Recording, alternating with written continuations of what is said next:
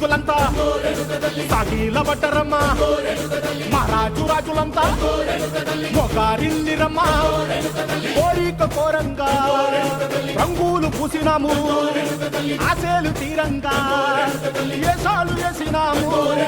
నీకన్నా పెద్ద దిక్కులో కాన ఎక్కడుంది నైవేద్యం ఎట్టంగా మా కాడ ఏమిటుంది మనలన్నీ అలగిచ్చి వరనీయవే తల్లి కన్నా బిడ్డలను కాపాడవే తల్లి